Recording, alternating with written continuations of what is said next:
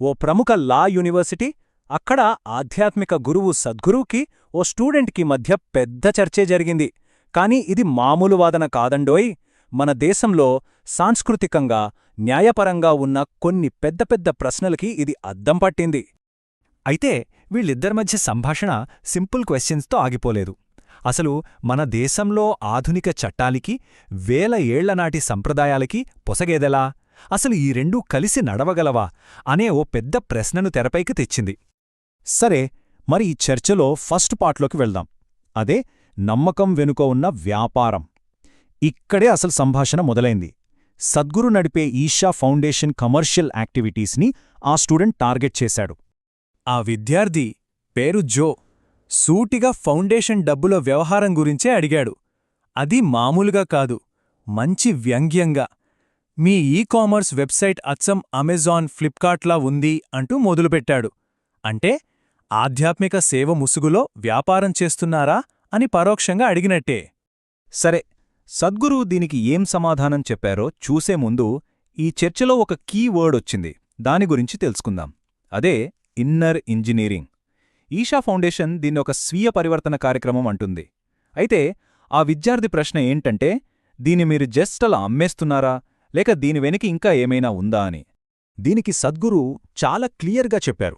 Isha foundation చేస్తున్నది business అయినా అది లాభం కోసం కాదన్నారు. ఫౌండేషన్ లక్ష్యాలు నెరవేరడానికి కావాలనే తీసుకున్న నిర్ణయమట. పైగా ఎంత డిమాండున్నా కావాలనే దాన్ని ఒక లిమిట్లో పెట్టామన్నారు. అసలు వాణిజ్యం ఎందుకు అని అడిగితే ఆయన వాదన ఏంటంటే, డబ్బుల కోసం అందరినీ అడుక్కోవడం కన్నా ఇలా సంపాదించడం గౌరవంగా ఉంటుంది కదా అన్నారు. పైగా ఈ డబ్బుతోనే బోలెడన్ని సామాజిక కార్యక్రమాలు చేస్తున్నామని చెప్పారు. ఇప్పుడు ఈ స్లైడ్లో కనిపిస్తున్న నంబర్ చూడండి. అక్షరాల 90 లక్షల మంది. వీళ్లంతా పార్ట్ టైం వాలంటీర్లట. అంటే ఫౌండేషన్ కోసం ఉచితంగా పనిచేస్తున్నారన్నమాట. సంస్థ ఎంత పెద్దదో చెప్పడానికి ఈ ఒక్క ఉదాహరణ చాలు. సో ఆ వ్యాపారం ద్వారా వచ్చే డబ్బుతోనే ఇవన్నీ చేస్తున్నామన్నారు. రోజూ దాదాపు 7,000 నుంచి 20,000 మందికి భోజనం పెట్టటం, 12 గ్రామీణ స్కూల్స్ నడపటం, ఇవన్నీ ఆ ఫండింగ్తోనే సాధ్యమవుతున్నాయని వివరించారు.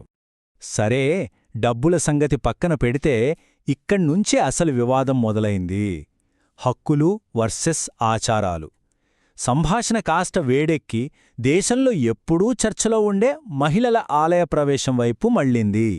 ఇక్కడ జో తన వాదనకు లా పాయింట్స్ జోడించాడు. సుప్రీంకోర్టు జడ్జిమెంట్స్ చాలా క్లియర్గా ఉన్నాయన్నాడు.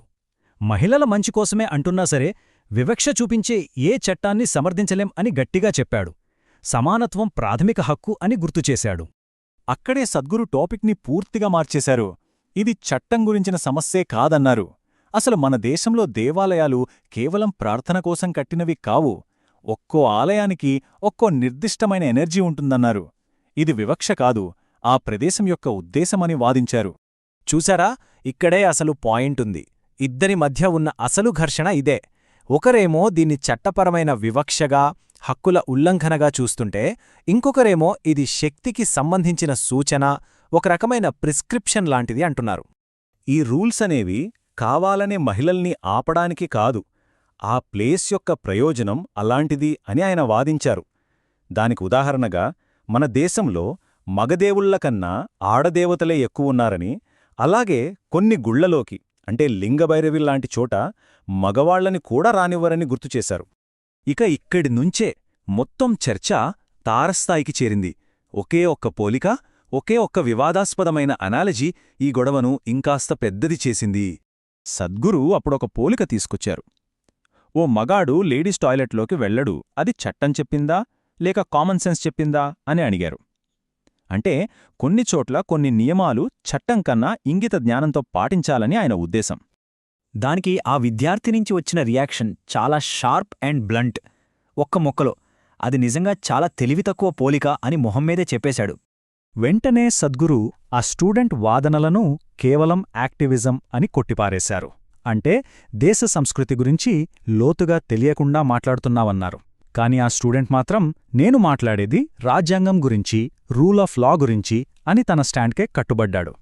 సో ఇక్కడ మనం అర్థం చేసుకోవాల్సిన విషయం ఏంటంటే, ఇది కేవలం ఇద్దరి మధ్య జరిగిన వాదన కాదు, ఇది రెండు పూర్తి భిన్నమైన ప్రపంచ దృష్టికోణాల మధ్య జరిగిన పెద్ద ఘర్షణ అన్నమాట. ఈ టేబుల్ చూస్తే మీకు క్లియర్గా అర్థమవుతుంది. విద్యార్థికి ఆధారం రాజ్యాంగమైతే సద్గురుకి ఆధారం సాంస్కృతిక సంప్రదాయం లేదా జ్ఞానం. ఒకరు సమానత్వం గురించి మాట్లాడితే ఇంకొకరు ఆచారం వెనుకున్న నిర్దిష్ట ప్రయోజనం గురించి మాట్లాడారు. అంటే మనం చూసిందేంటంటే ఒకవైపు ఆధునిక రాజ్యాంగ చట్టం, మరోవైపు వేల ఏళ్లనాటి సాంస్కృతిక ఆధ్యాత్మిక సంప్రదాయాలు. ఈ రెండు శక్తివంతమైన వ్యవస్థల మధ్య ఉన్న లోతైన విభేదాన్ని ఈ చర్చ బయటపెట్టింది. చివరగా ఇదంతా మనల్ని ఒక పెద్ద ప్రశ్న దగ్గర ఆపేస్తోంది. ఇంత వైవిధ్యమున్న మనలాంటి దేశంలో అసలు రూల్స్ ఎవర్రాయాలి? చట్టమా, సంప్రదాయమా? ఇలా రెండు ప్రపంచ దృష్టికోణాలు బలంగా ఢీకున్నప్పుడు ఏది నిలవాలి, ఏది గెలవాలి?